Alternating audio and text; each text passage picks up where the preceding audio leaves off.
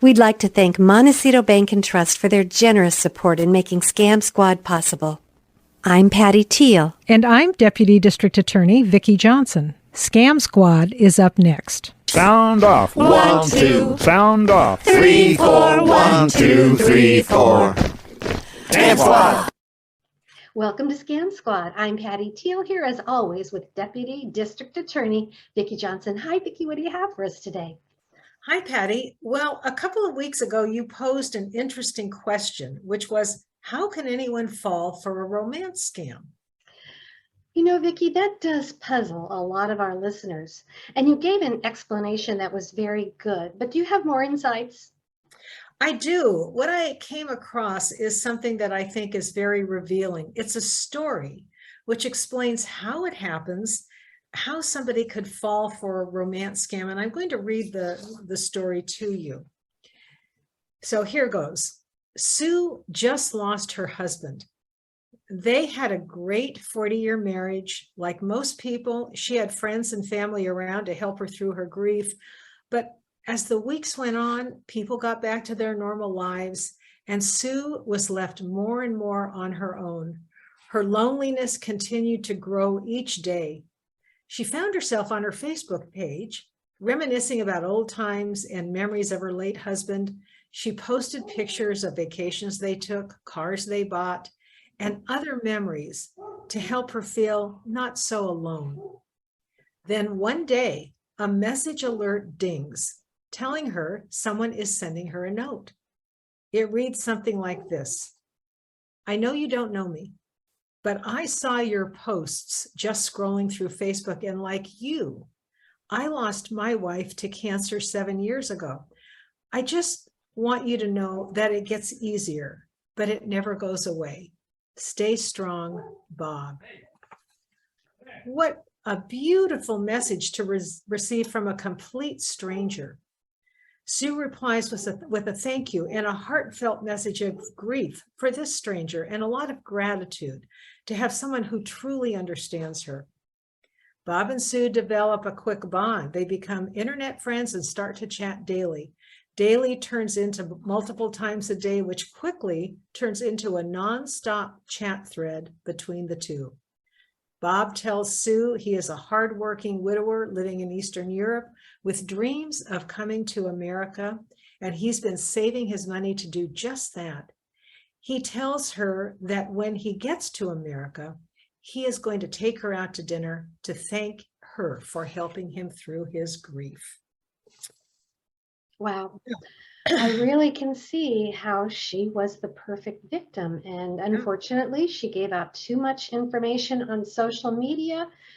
The scammer knew just how to approach her to gain her trust and was so sympathetic to her situation. And I'm sure she was very, very distraught and lonely after she lost her husband.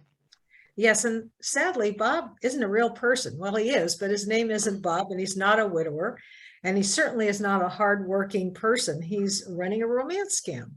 And of course, once he had his victim under the ether, as they say, he started asking for money. So this story is an article from Psychology Today, and it goes on to explain the psychology of romance scams and why they work. And it actually has to do with chemicals in the brain.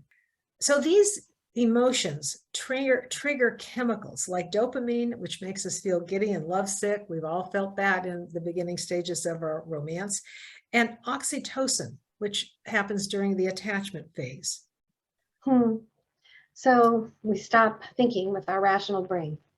That's right. And the takeaway here is that this is not related to someone being gullible, stupid, or having no critical thought. This is about someone being human, demonstrating that very basic need for human connection. And it's that humanness that's being exploited by a very malicious person. Does the article give any suggestions about what a friend or family member can do if someone they care about is caught up in this romance scam? Because I can remember stories where it's really hard to convince them that they're being scammed. Absolutely. So if you're a relative or a friend of someone who's been caught up in one of these scams, start by showing empathy. the victim is already feeling duped and foolish, and they may still be caught in the throes of their romance, like you say. So they're going to have a very hard time extracting themselves from this relationship. So a friend or family member who is concerned needs to be very patient. You need to look for chances to ask questions about the information that they might be getting from the scammer, and point out any discrepancies in what the scammer is saying. And does the article give advice to someone who may be vulnerable to these romance scams? Yes, absolutely. So first of all, educate yourself about romance scams. This is such a popular scam that there are lots of bits of information on the web. Just Google romance scams and you will be swamped. Also, if you meet someone online, share this information with a friend, somebody who you trust to give you good feedback. Don't isolate yourself. Make sure that you have friends that you can confide in, somebody to bounce off these sorts of things that are happening to you. Yeah.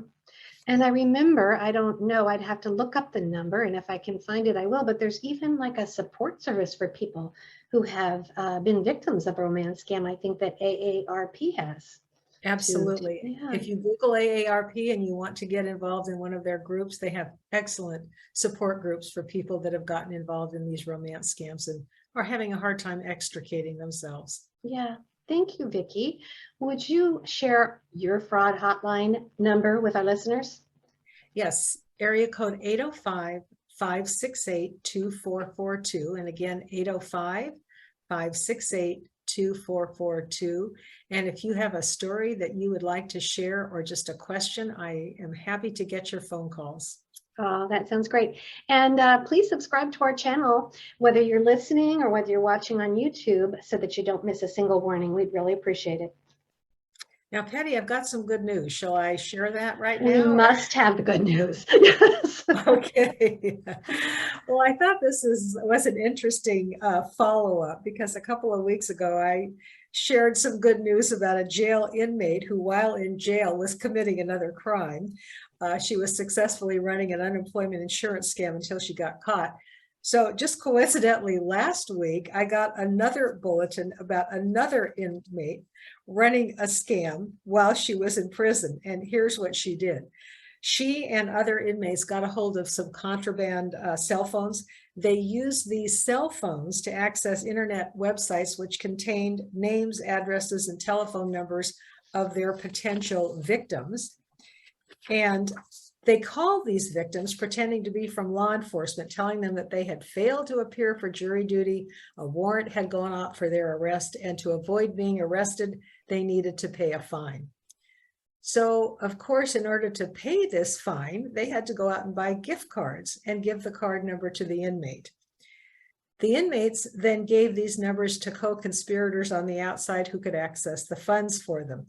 And to make this scam seem even more real, the inmates created fictitious voicemail greetings on their phones, identifying themselves as members of law enforcement. They defrauded 2 victims out of $9,700 before they were caught. So clearly, these inmates do not have enough to do. I'm sorry to laugh, because it's not funny to scam people, but the fact that they're doing this from jail or prison is, from jail. Oh my goodness. Wow. I know. Yeah. Not ready to go out in the outside world yet. Not quite. Thank you so much for sharing that, Vicki. I look forward to talking to you next week. Thanks, Patty. Bye-bye. Okay. Bye.